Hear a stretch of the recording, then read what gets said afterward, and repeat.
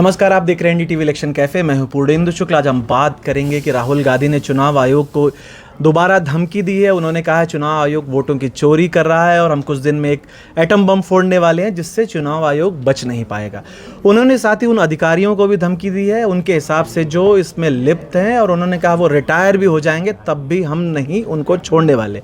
चुनाव आयोग ने जवाब दिया है। उन्होंने कहा है कि इस तरह के बयानों से अधिकारियों को डरने की ज़रूरत नहीं है। उन्होंने कहा कि उन्होंने राहुल गांधी को लेटर भी लिखा था लेकिन वो बातचीत के लिए मिलने के लिए नहीं आए। तो इस पूरे प्रकरण पे हम बात करेंगे क्योंकि ये पहली बार नहीं जब राहुल गांधी ने चुनाव आयोग को दो टूक सुनाया है। पहले भी वो लगातार कई मौक़ों पर सुनाते आए हैं। अभी वो बेंगलुरु भी जाने वाले हैं। उसके बाद कहा जा रहा है बिहार में भी उनकी उसको लेकर के यात्रा हो रही है, जो एक्सरसाइज वहाँ पे हो रही है, और वो आरोप जो लगा रहे हैं वोटों की चोरी का। हम बात करेंगे। हमारे साथ शादाब जी हैं, सुमित सर हैं, संजय सर हैं और विचित सर हैं। शादाब जी, पहली टिप्पणी आपकी कि जिस तरह से जो भाषा राहुल गांधी ने यूज़ की है कि रिटायर भी हो जाएं तब भी हम नहीं छोड़ेंगे, सीधी सीधी धमकी है एक तरह से। अगर आप उसको देखें, आपकी क्या टिप्पणी इसको लेकर के? देखिए, राहुल गांधी संजीदा राजनेता हैं और वो कह रहे हैं कि 5 तारीख को बेंगलुरु में वो चुनाव आयोग के सामने वो सबूत रख देंगे। तो मुझे लगता है कि जब तक वो सबूत सामने नहीं आते हैं तब तक सबको इंतज़ार करना चाहिए। देखिए, राहुल गांधी नेता विपक्ष हैं और मुझे लगता है कि अगर वो बात कह रहे हैं तो वो जिम्मेदारी से कह रहे होंगे। हो सकता है उनके पास कोई सबूत हो जो हमको, आपको या यहाँ बैठे हुए किसी को पता नहीं है। तो 5 तारीख तक का वेट करना चाहिए। दूसरी बात, देखिए, जो आपने इलेक्शन कमीशन की बात कही, अभी तमाम भाजपा के नेताओं के भी बयान आए। देखिए, इलेक्शन कमीशन बात, देखिए, अभी तक तो ईवीएम की बात होती थी कि भाई ईवीएम में टैंपरिंग हो रही है, ये हो रहा है, वो हो रहा है। उसका इलेक्शन कमीशन ने जवाब दिया। बहरहाल हम तो नहीं कहेंगे कि टैंपरिंग हो रही है क्योंकि हमारे पास तो कोई सबूत नहीं है। केस सुप्रीम कोर्ट में जा चुका है, खारिज हो चुका है ना। ऐसा तो है नहीं कि अब तो देखिए, बात वोटों की चोरी की आ गई है। ये जो SIR हो रहा है, हम लोगों ने भी बहुत इस पर डिस्कस यहाँ पे किया है और इसमें तमाम लोगों की राय भी रही है कि बहुत कम समय में वो सारी प्रक्रिया अपनाई गई। लोगों के पास सारे कागजात नहीं थे। इलेक्शन कमीशन ये प्रक्रिया पहले करता तो ज़्यादा बेहतर होता है। ये तो डिस्कशन हुआ है। देखिए, राहुल गांधी एक अलग तरह का मामला उठा रहे हैं। वो कह रहे हैं कि उन्होंने कुछ चीज़ें पकड़ ली हैं और जो चीज़ें उन्होंने पकड़ी है वो एक्सपोज करेंगे और 5 तारीख वो डेट दे रहे हैं। देखिए, मैं एक चीज़ और अभी कहूँगा, ये चर्चा शुरू हो। देखिए, इलेक्शन कमीशन पे कोई पहली बार सवाल नहीं उठा है। 2009 में लाल कृष्ण आडवाणी लगातार इलेक्शन कमीशन पे सवाल उठाते रहे हैं। ईवीएम पर उन्होंने बहुत सवाल उठाया। भाजपा ने आंदोलन किया था। और मैं आपको एक बात और बता दूं कि भाजपा के उस टाइम एक प्रवक्ता थे, नेता थे, GVL नरसिम्हन। उन्होंने बाकायदा ईवीएम को लेकर एक किताब लिखी थी ईवीएम के खिलाफ, और जिसमें लाल कृष्ण आडवाणी ने उसकी प्रस्तावना लिखी थी और चंद्रबाबू नायडू का भी एक लेख था ईवीएम के खिलाफ। उस पे आएंगे अभी। पहले राउंड में थोड़ा संक्षिप्त। तो मुझे लगता है कि जो है इलेक्शन कमीशन पे पहले भी सवाल उठते रहे हैं। ऐसा नहीं है कि कोई पहली बार हो रहा है। देखिए, राजनीति में होता है, अगर किसी को कोई आशंका होती है तो वो जवाब मांगता है। कोई भी संस्था ये नहीं कह सकती है कि वो जो कर रही है वो सब ठीक कर रही है। अगर उसके ऊपर सवाल उठता है तो मुझे लगता है कि उसको जवाब देना चाहिए। और उसको, देखिए, अगर एक वोट की भी चोरी होती है, देखिए, जनता के अंदर ये विश्वास होना चाहिए कि हम जिसको वोट देने जा रहे हैं वो वोट उसको जा रहा है। ईवीएम या जो SIR की प्रक्रिया है, हमारा गलत तरीके से नाम नहीं कटेगा। ये सबके अंदर, इस देश के एक नागरिक के अंदर भरोसा होना चाहिए। अगर एक नागरिक का भी भरोसा नहीं है तो मुझे लगता है कि पूरी प्रक्रिया पे सवाल खड़े होते हैं। तो इसमें ऐसा कुछ नहीं है कि कोई इलेक्शन कमीशन पे सवाल नहीं खड़े कर सकता है। ठीक है, सुमित सर जी।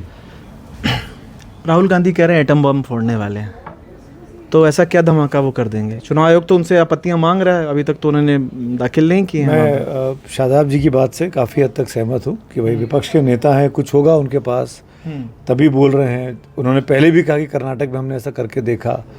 हो सकता है कुछ होगा, कागज़ कुछ सबूत होंगे तो साबित करेंगे। उनकी जिम्मेदारी बनेगी और रिस्पॉन्सिबल पद पर हैं तो मैं उम्मीद करता हूँ कि रिस्पॉन्सिबली ही वो बिहेव भी करेंगे आगे जाके। पर भाषा भी रिस्पॉन्सिबल होनी चाहिए। ये जो एटम बम है और छोड़ेंगे नहीं हम, और इस तरह की भाषा शोभा नहीं देती है। आप जितना आप ऊंचे पद पे जाते हैं, ऊंचाई पे जाते हैं, उतना आपको हम्बल होना चाहिए, उतना आपको विनम्र होना चाहिए। इस तरह की भाषा, इस तरह के जुमलों का इस्तेमाल आपके कद को छोटा करता है, आपके अपने शख्सियत को छोटा करता है। बाकी उनकी मर्ज़ी है, मैं उनको सलाह देने वाला कोई हूँ नहीं। पर मेरी अपनी राय है कि अगर कोई भी ऐसा बोलेगा, भाषा की मर्यादा तोड़ेगा, तो उसकी आलोचना तो होनी चाहिए।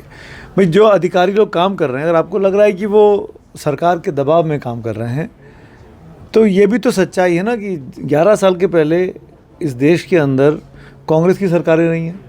कांग्रेस की सरकारों ने भी अपने हिसाब से चुनाव आयोग को चलाने की कोशिश की, सुप्रीम कोर्ट के जजेस को बनाने की कोशिश की, सुप्रीम कोर्ट से फैसले लिखवाने की कोशिश की।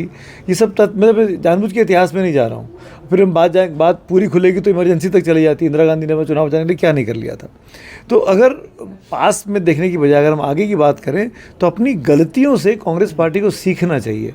जो गलतियाँ पास में कर ली वो आगे नहीं करेंगे, उस दिशा में वो क्या कदम उठा रहे हैं। अगर आपको लग रहा है कि ज्ञानेश कुमार जी जो सीसी हैं, उनकी जो टीम है वो काम नहीं कर रही है ठीक से, तो आप जंतर मंतर में धरने पर बैठ जाइए ना, आप अनशन हड़ताल कर दीजिए। आप पदयात्रा निकालने वाले हैं वो तो बिहार में, उसको लेके मैं कह रहा हूँ कि आप इंतज़ार क्यों कर रहे हैं कि मैं फला तारीख से निकालूंगा, पहले ये करूंगा फिर वो करूंगा। अगर आपको लग रहा है कि आज आपके साथ गलत हुआ है तो आप क्या प्लान करके जाएंगे प्रोटेस्ट करने के लिए कि मैं 2 हफ्ते के बाद या 3 हफ्ते के बाद प्रोटेस्ट करूंगा? आप आज ही प्रोटेस्ट करेंगे ना, आप आज ही आप धमकी आज देंगे कि एटम बम है, फोड़ दूंगा, किसी को नहीं छोड़ूंगा। लेकिन प्रोटेस्ट में 2 हफ्ते के बाद करूंगा जब महात्मा गांधी की जयंती आएगी, जब 15 अगस्त निकल जाएगा। तो ये ऐसा ये मतलब इसमें भी आपकी टाइमिंग पे सवाल खड़े होते हैं ना, आपकी इंटेंशन पे सवाल खड़े होते हैं। मैं इस सब के कहने के बावजूद भी चुनाव आयोग का ये दायित्व बनता है कि जितना बार कन्फ्यूजन हुआ है जो भी काम को लेके, अगर विपक्ष के ये लगता है कि जानबूझ के उनके राज्यों में उनको पार्टियों को निशाना बनाया गया, उनके वोटरों के नाम काटे जा रहे हैं, फॉर एग्जांपल SIR की अगर बात करें तो चुनाव आयोग का ये दायित्व है। चुनाव आयोग और मामला सुप्रीम कोर्ट में चल ही रहा है, खत्म नहीं हुई है सुनवाई। सुप्रीम कोर्ट ने भी सलाहें दी, उसके बावजूद भी रोक नहीं लगी SIR के मामले पर। चाहे जो भी हो, आधार की बात कर दी हो, राशन की बात कर दी हो, लेकिन ये नहीं कहा कि आप इस प्रक्रिया को रोकिए। और ये प्रक्रिया हम सब जानते हैं कि समय समय पर होती रहनी चाहिए। हाँ, पर चुनाव के ठीक पहले हो रहा है, ये टाइमिंग को लेकर आप बिहार में सवाल खड़े कर सकते हैं। फॉर एग्जांपल तमिलनाडु में, पश्चिम बंगाल में अगले साल चुनाव होने, तो ये प्रक्रिया अभी यहाँ हो जानी चाहिए इन राज्यों में, या जिन भी राज्यों में चुनाव होने वाले उसमें 1.5 साल पहले हो जाए तो कोई दिक्कत नहीं, किसी को कोई सवाल नहीं होगा। सिर्फ इतनी सी बात है। लेकिन इन सब के बावजूद भी आप ऐसा कह के अपने पैर पे भी कुल्हाड़ी मारते हैं या कुल्हाड़ी पे खुद कूद लेते हैं और अपनी पार्टी के लिए भी मुश्किल खड़ी कर देते हैं। संजय सर, राहुल गांधी कह रहे हैं कि उन्होंने तो चोरी पकड़ ली है, एटम बम फोड़ेंगे और छोड़ेंगे नहीं। और वहीं चुनाव आयोग ने दूसरे जो CECs हैं उनको लेटर लिख दिया है और जिस तरह से डिटेल मांगा है तो उसकी तैयारी है। अब राहुल गांधी ऐसे माने चोर पुलिस खेलने वाले हैं कि इनको 6 महीने बाद पता चलता है कि चोरी हो गई, 8 महीने बाद पता चलता है कि चोरी हो गई। महाराष्ट्र चुनाव हो रहा था तब तो कोई कंप्लेन नहीं हुआ, बाद में पता चला कि चोरी होगी। अरे लोग आपको वोट दे नहीं रहे हैं, आपकी फिलॉसफी को पहचान नहीं रहे हैं, आप जिस तरह से मतलब जो भी बोल रहे हैं, जो भी आपकी पॉलिसीज़ रही हैं, उस पर कोई आपकी तरफ आकर्षित नहीं, लोग दूर होते जा रहे हैं, है ना। आप उनका ले लीजिए या प्रियंका जी का ले लीजिए, तो अब ठीकरा कहाँ फोड़ें। मुश्किल ये है, ये कह नहीं सकते कि मैं एक फील्ड लीडर हूँ, है ना, मैं 55 साल का हो गया हूँ लेकिन मैं युवा हूँ, मैं फलाने या वो कर दे रहा हूँ, तो आप कैसे करेंगे। अब असम जाते हैं तो कहते हैं कि यहाँ के मुख्यमंत्री को आने दो, मैं अरेस्ट कर लूँगा, मतलब हम छोड़ेंगे नहीं उनको, इसको जेल में डालेंगे। उसके पहले और भी मतलब केंद्र के नेताओं को भी वो जेल में डाल रहे थे। अब यहाँ उन्होंने कहा कि एटम बॉम्ब फोड़ेंगे और उसके बाद इलेक्शन कमीशन दिखेगा नहीं। आप बताइए, एक आदमी जो प्रधानमंत्री बनने की ख्वाहिश रख रहा है, जिसके मतलब परनाना उन्हीं के नाम पे या छड़नाना के नाम पे अभी तक इनकी सत्ता चल रही है, वो व्यक्ति कहता है कि इलेक्शन कमीशन दिखेगा नहीं, और उसके पहले कहते हैं कि हमारी लड़ाई RSS BJP और उसके साथ इंडियन स्टेट से है। तो वो तो अपना ही मतलब अर्बन नक्सल वाली भाषा है ना, कि इलेक्शन कमीशन एटम बॉम्ब लेकर के यहाँ फूटेगा नहीं। चलिए उनका एटम बॉम्ब देखते हैं। एटम बॉम्ब होता है कि वो जो कौन दिवाली में छोटका पटाखा जो किसी समय में हम लोग बीड़ी बम कहते थे, वो है, या वो भी नहीं है। मैं इसलिए राहुल गांधी की बात को 2 तरह के है, जब आप कहते हैं कि सीरियसली नहीं लेता, लेकिन आपको लेना होता है इसलिए कि ये बयान काफ़ी एक समय में खतरनाक वो होते हैं। कल भी वो इकॉनमी के बारे में बहुत कुछ कह गए, चूँकि आज आपका विषय वो नहीं है। इसके पहले देखिए वो क्या बोले थे, जो एटम बॉम्ब कहे कि वो दिखेगा नहीं, उसके पहले उन्होंने कहे थे कि मुझे पार्लियामेंट में बोलने नहीं दिया जा रहा है 2016 में, और मैं बोलूँगा तो एकदम अर्थ को एक भूचाल आ जाएगा। तो हम लोग आज तक इंतजार करें, भाई पुराना बिल्डिंग वहीं पे खड़ा है, बाकी कोई भूचाल आया नहीं। वो आए, बोल करके चले गए, अभी भी कल भी बोले, परसों भी बोले, अंदर नहीं बोलते हैं बाहर भी बोलते हैं, तो भूचाल आ नहीं रहा है। दूसरी चीज़ है कि इलेक्शन कमीशन बार बार उनको बुला रहा है और बार बार समाधान बता रहा है, बार बार शंकाएं निर्मूल हो रही, लेकिन अब न माने, अब जागे हुए दिन में हम मतलब कहें कि अंधेरा है, हम मान लें कि नहीं, सूरज उगता ही नहीं जी, दक्षिण से उग रहा है। इलेक्शन कमीशन के बारे में, राहुल जी के बारे में, कांग्रेस के, वो बड़ी लंबी चर्चा है कि उन्होंने इलेक्शन कमीशन के साथ क्या किया था। ईवीएम उनके पिताजी का ही लाया हुआ है। दूसरी चीज़ है कि इलेक्शन कमीशन पे बाकी जो चीज़ है कि वो ये नहीं कर सकता, या एसआईआर का जो वोट चोरी बाकी चीज़ कर रहे हैं, इलेक्शन कमीशन का ये जरूर दायित्व है, नागरिकता की पहचान का दायित्व नहीं है, लेकिन ये जरूर दायित्व है कि जो नागरिक है वही वोट करे और जिंदा है उसी का नाम इलेक्टोरल रोल में रहे और एक से ज़्यादा जगह नहीं रहे। तो राहुल जी को भूचाल अगर लाना है, एटम बम फोड़ना है, तो दिल्ली में ही फोड़े। माने अपने कोई जहाँ उनका शासित प्रदेश है कर्नाटका में जा कर के वो फोड़ेंगे। कर्नाटका में तो मतलब इलेक्शन वोट चोरी नहीं हुई ना, क्यों नहीं हुई भाई? वहाँ आपकी सरकार लोकसभा में तो आरोप लगा रहे हैं ना, लोकसभा में, उसी में तो 5 अगस्त को प्रदर्शन है। तो उन्होंने कहा कि लोकसभा के कंस्टिट्यूंसी में पकड़ लिया। मैं यही तो कर रहा हूँ, मैंने ऐसा चोर खेलते हैं चोर पुलिस कि 1 साल के बाद इनको पता चल रहा है। ये कमाल का चोर पुलिस है भाई। मतलब लोग कहीं से किसी आपके विमर्श पे कुछ आकर्षित हो तो हो। आते हैं थोड़ी देर बाद आपके पास। विचित सर, क्या राहुल गांधी को कुछ ऐसा ठोस मिल गया है जिससे वो एकदम आक्रामक जबान में बिल्कुल आरोप लगा रहे हैं कि अब कुछ एटम बम फोड़ देंगे? आपको लग रहा है या ये एक पॉलिटिकल दबाव की ही रणनीति है, जैसा नेता लोग करते हैं दबाव बनाने के लिए? सबसे पहले तो चुनाव आयोग की बात। क्या चुनाव आयोग इस देश में एक स्वायत्तशासी संस्था वाला विश्वास पैदा कर रहा है? ये एक अपने आप में बड़ा प्रश्नवाचक चिन्ह उसके सामने है। क्या चुनाव आयोग इस तरह से दिखाता है कि नहीं, वो अपने दम पर सारी चीज़ें कर रहा है? अगर ऐसा होता तो सुप्रीम कोर्ट को उस पर उसके फैसले को उसने बदला नहीं कि तुम एसआईआर रोको, एसआईआर मत रोको, लेकिन जिस तरह की उसने कवायदें की, उन कवायदों पर एक सवाल तो उठाया ही। यही बताता है कि चुनाव आयोग को भी अपनी मर्यादा और गरिमा का ख्याल रखना चाहिए, जो चुनाव आयोग नहीं रखता है। जो सुप्रीम कोर्ट ने कहा, हम चूँकि कुछ कहने वाले नहीं हैं, लेकिन इस देश के एक नागरिक होने के नाते ये तो कह ही सकते हैं कि अगर सवाल उठ रहा है तो उस सवाल का समाधान होना चाहिए। अब दूसरी बात आते हैं कि चुनाव आयोग क्या काम करता है। चुनाव आयोग आप हमेशा देखिएगा तो जो सत्ता में होता है ऐसा लगता है कि उसी की तरफ उसका पलड़ा झुका होता है। जब एक सरकार रहती है उस समय तो चीज़ें नहीं सामने आती हैं, लोग नहीं बोलते हैं। जब सरकार चली जाती है तब लोग बोलते हैं, या कोई चुनाव आयुक्त होता है वो अपने किताबों में लिखता है, तब जाकर के कई चीज़ें खुलती हैं।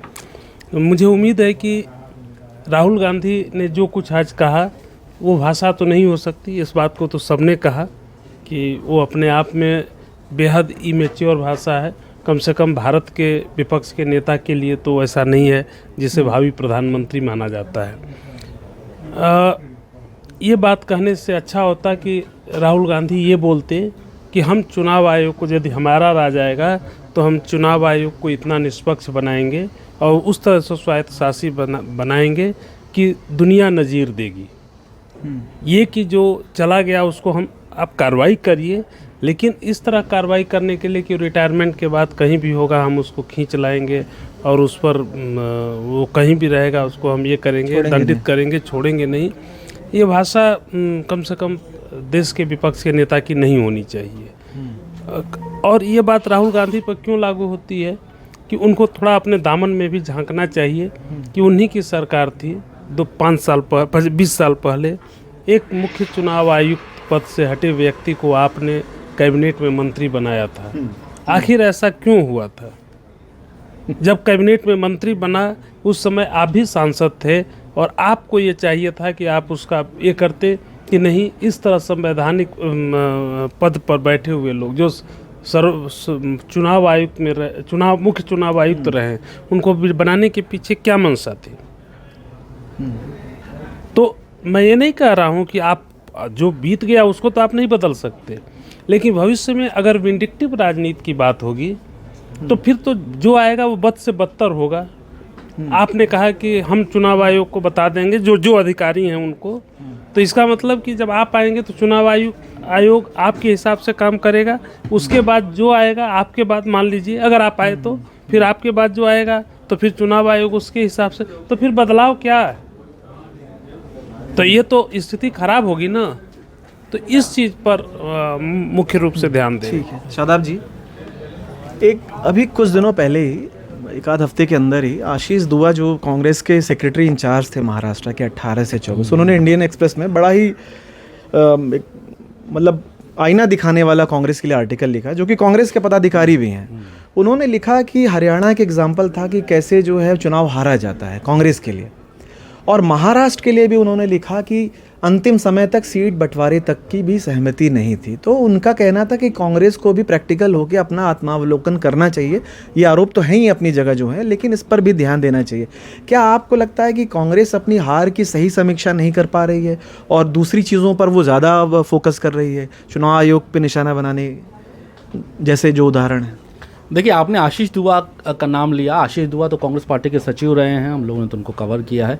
देखिए, ये अब उनका निजी विचार क्या हो कुछ हो सकता है। हालांकि अखबार में उनका आर्टिकल है, वो नए हैं। मैं आपको एक ये भी बता दूं, कोई बहुत सीनियर पद पे नहीं रहे कभी, किसी कॉन्स्टिट्यूशनल पोस्ट पे भी नहीं रहे कभी। महाराष्ट्र के सेक्रेटरी इंचार्ज थे 18 से 24 तक। सचिव कांग्रेस में बहुत छोटा पद माना जाता है, आपको आपकी जानकारी के लिए बता दूं।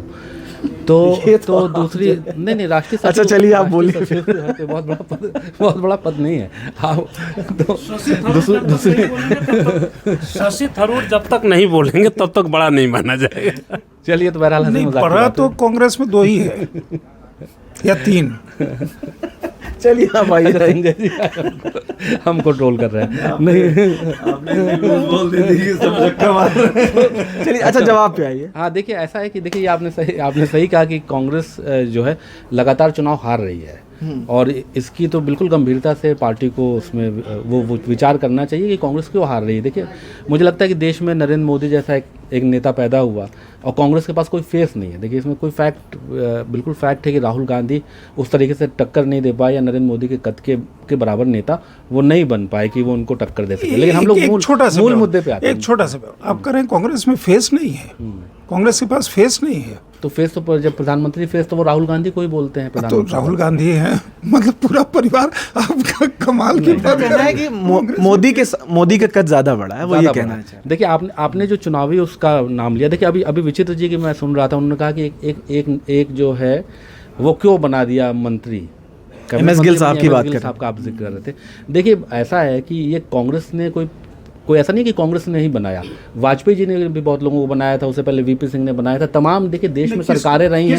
नहीं नहीं चुनाव आयुक्त को नहीं मैं बता रहा हूँ। आप सुन लीजिए सर, मैं कह रहा हूँ कि देखिए हमेशा इस देश में एक बहस रही है कि कूलिंग पीरियड होना चाहिए, चाहे वो न्यायाधीश हों, सरकारी अधिकारी हों, पुलिस महकमे के लोग हों, कोई भी लोग हों। मैंने तो देखा है कि कमिश्नर ने मतलब इस्तीफा दिया और वो लोकसभा का टिकट ले लिया।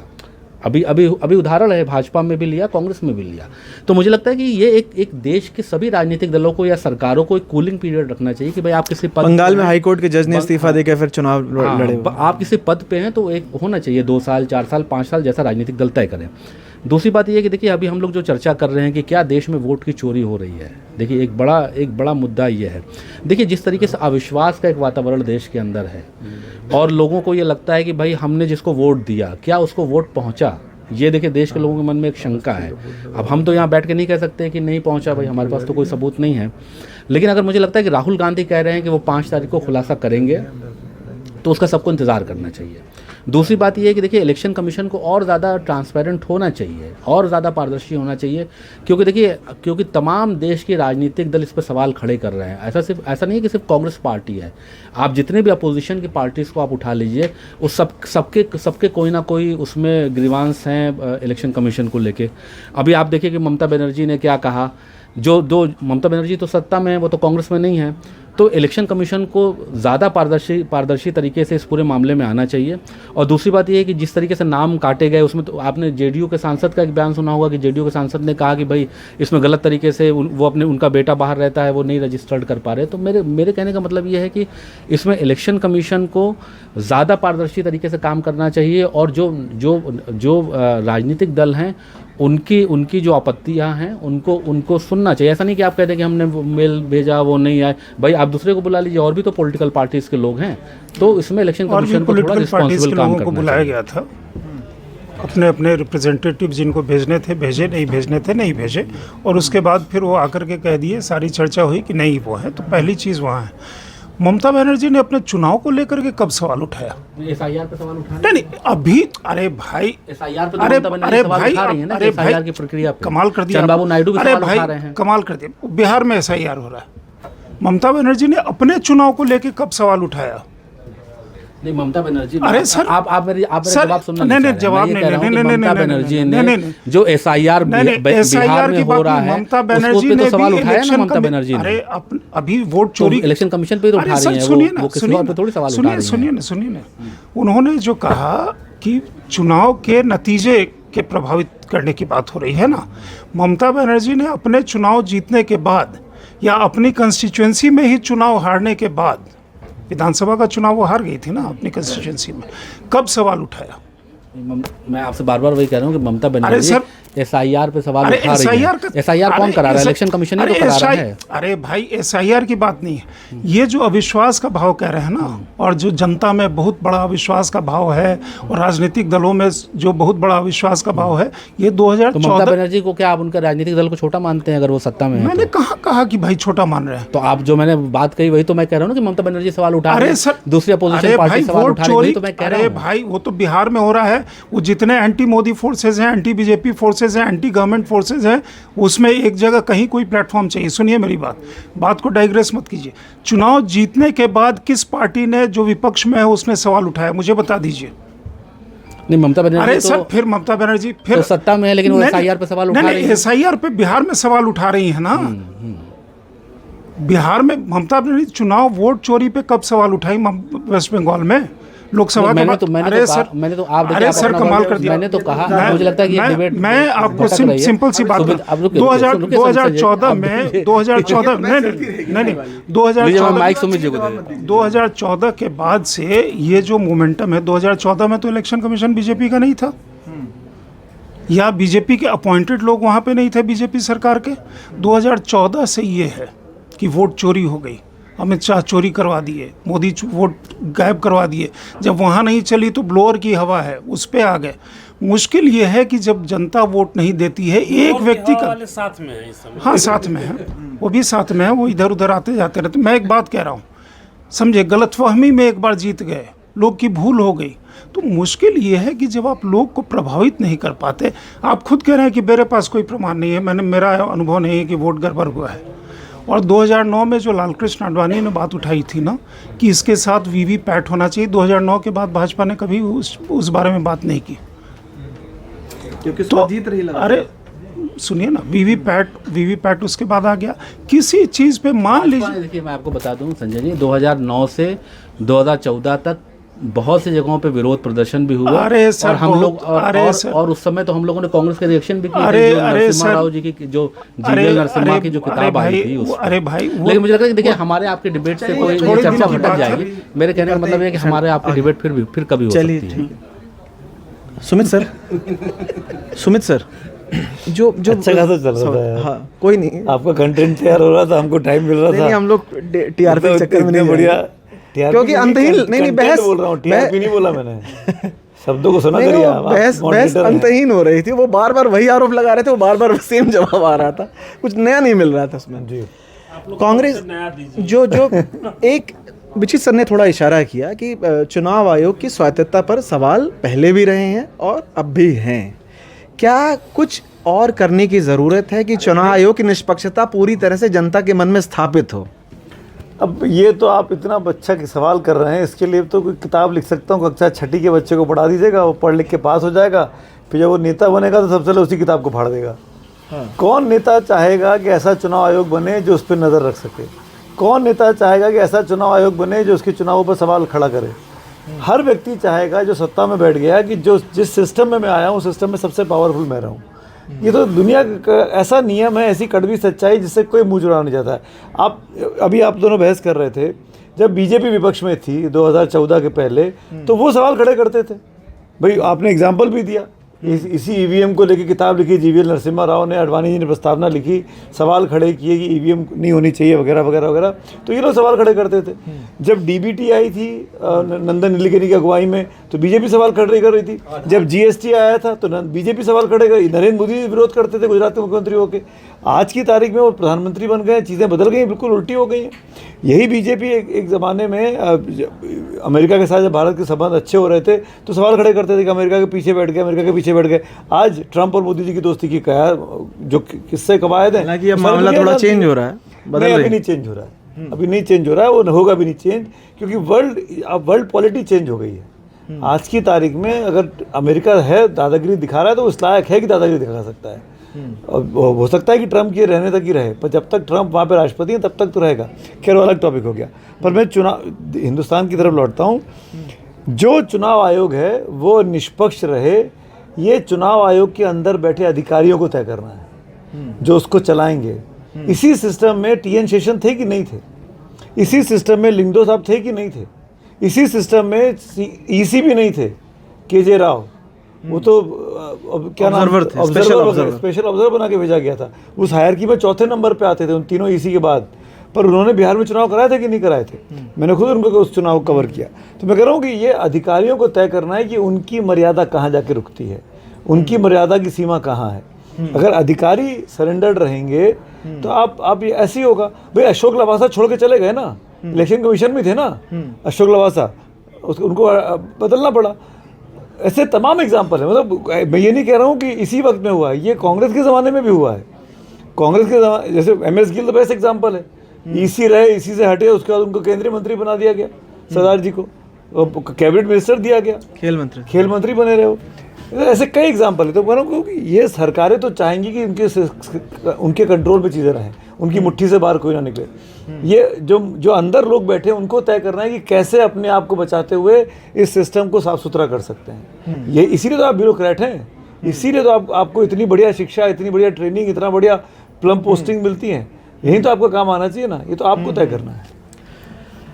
वैसे सर, क्या जो राहुल गांधी पे लौटता हूँ मैं, आप आखिरी वक्ता हैं, क्या वो सिर्फ जो आरोप लगा रहे हैं, क्या तथ्यात्मक रूप से उनको सामने आना चाहिए, तथ्य के साथ चीज़ें रखना चाहिए ताकि दूध का दूध पानी हो, सिर्फ ज़बानी जमा खर्च ना हो आरोप लगाने वाली बात? मुझे तो लग रहा है कि उनको बाकायदा प्रेस कॉन्फ्रेंस करके और हर तरह के दस्तावेज के साथ इस तरह पार्लियामेंट से निकले और बोल देने की जगह उससे बातें हल्की हो जाती हैं। या लगता है कि चूंकि विपक्ष में है तो विरोध के लिए बोल दिए। उन्हें अगर उनकी बात में दम है, अगर उनके पास ऐसे सबूत हैं, और हो भी सकते हैं, हम विपक्ष के नेता को रूल आउट नहीं कर सकते हैं उसकी बात को, तो उनको उसके साथ आना चाहिए और ये बताना चाहिए कि क्या हो रहा है। ये तो हुआ, अब चूंकि हमें नहीं मालूम कि क्या है, तो हम तो नहीं कह सकते हैं कि क्या सही है क्या गलत है। लेकिन इतना जरूर कह सकते हैं कि अगर राहुल गांधी को लगता है उनके पास सबूत है जो ये बात कर रहे हैं, तो आप उसके लिए धरना प्रदर्शन आप कर सकते हैं देश भर में। लेकिन पहले आप प्रेस कॉन्फ्रेंस कीजिए बाकायदा, और उसमें तमाम चीज़ें, ऑडियो विजुअल आपके पास हो, आपके पास दस्तावेज हो, दस्तावेज पत्रकारों को बांटिए।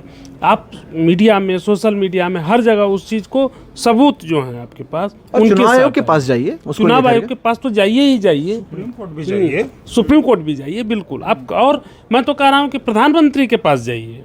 भाई आप को विपक्ष के लोग जाते ही हैं, राष्ट्रपति के पास जाते हैं। ये हो गई एक बात। दूसरी बात कि ऐसा लगता है मुझे बार बार कि कांग्रेस राहुल गांधी के नेतृत्व में अति उतावली रहती है। जैसे 2024 का जब चुनाव हुआ, कांग्रेस ने 99 सीट जीती, वाकई वो बहुत बड़ी जीत थी। आप जैसे ये कहा जाता है कि अरे 99 है, कांग्रेस ने तीनों बार में जितना मिल के जीता, बीजेपी अकेले 240 जीत के भी जीती।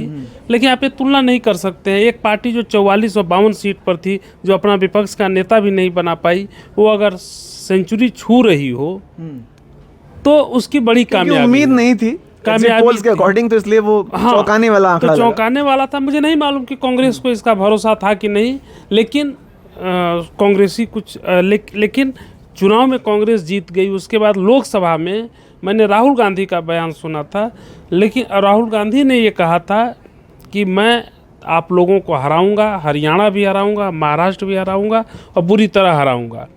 मुझे लगा कि उसमें आत्मविश्वास से ज़्यादा अति आत्मविश्वास है, और अति आत्मविश्वास खतरनाक होता है।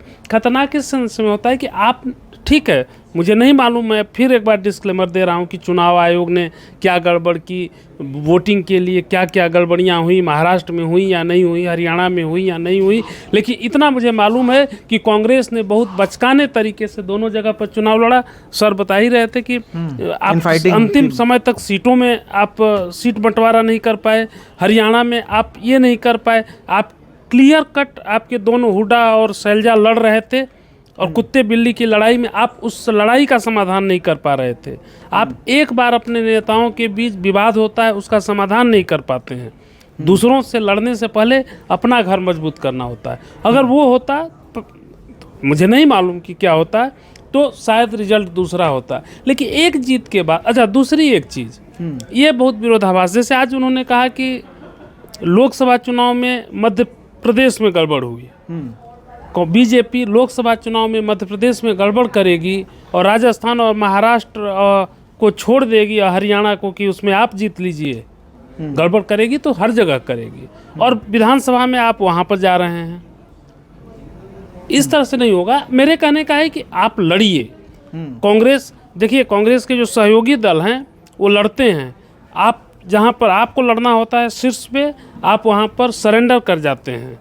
सरेंडर का मतलब कि लड़ाई नहीं लड़ते हैं। लेकिन जहां आपके सहयोगी दल होते हैं वहां पर विपक्ष बहुत अच्छा करता है। उसका सबसे बड़ा उदाहरण महाराष्ट्र और हरियाणा के साथ ही झारखंड का है, जहां हेमंत सोरेन के नेतृत्व में आप लड़े और आपने जीत हासिल कर ली। तो कांग्रेस में जो किलर इंस्टिंक्ट है वो नहीं है। तो अपने किलर इंस्टिंक्ट अपने अंदर जगाने की जगह तमाम वो चीज़ें दिक्कत हो सकती हैं तो उसके लिए लड़ो।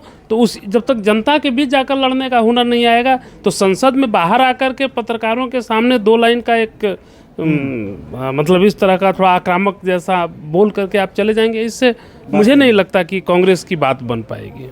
चलिए तो हम, अच्छा ठीक मैं कौतूहलवश कह दूं, जो शादाब बार बार कहे थे, मैं भी 5 तारीख का ना वो एटम बम फटने का और इलेक्शन कमीशन के मिटने का देखूंगा कि कैसा बम फटता है। दूसरा एक चीज़ और मन में कुछ दिन से भाव आ रहा था कि वो मोहब्बत की दुकान का क्या हुआ। आजकल तो मतलब एकदम एंग्री लगातार दिख रहे हैं। उसको मार दो, उसको फाड़ दो, उसको अरेस्ट कर लो, उसको जेल में डाल दो, इसको ये कर दो, है ना। मोदी वही करेगा जो ट्रंप कहेगा, मतलब तमाम तरह की चीज़ें हैं ना। सरेंडर बाकी एटम बम ही गिरा रहे हैं। एटम बम मोहब्बत की दुकान में तो नहीं गिरा जाता भाई, प्रतीकात्मक है। आप तो बिल्कुल अर्थक्वेक भी नहीं ला जाता, और सब तो प्रतीकात्मक शब्द है इनका। ये बात बिल्कुल ठीक उठाई आपने। अब मतलब मुझे ऐसा लगता है कि आपने एक लाइन पकड़ी, आप अपनी राजनीति को एक दिशा दिखाने की कोशिश की भारत जोड़ो यात्रा के वक्त में, कि आप मोहब्बत की दुकान खोलने चले, आप सबको साथ लेके चलेंगे, सबको एक राय बनाएंगे। ये बात बिल्कुल ठीक है संजय जी की, 100% सहमत हूँ कि भाई मोहब्बत की दुकान में फिर एटम बम नहीं फोड़े जाते हैं, ऐसी भाषा नहीं बोली जाती है। अगर आप एटम बम ही फोड़ने निकले तो फिर मोहब्बत की दुकान कहाँ गई आपकी। आपकी बात से मैं बहुत दिनों बाद सहमत हुआ हूँ, लेकिन मैंने कहा इसको मैं अंडरलाइन जरूर कर दूँ यहाँ पे। तो हमारी भी नज़र रहेगी कि राहुल गांधी किस तरह के तथ्य लाते हैं, और उस पर सभी की नज़र होनी चाहिए। एक बहुत ज़रूरी मुद्दा है। आज की चर्चा में इतना ही, कल मिलते हैं किसी दूसरे विषय के साथ। तब तक के लिए नमस्कार।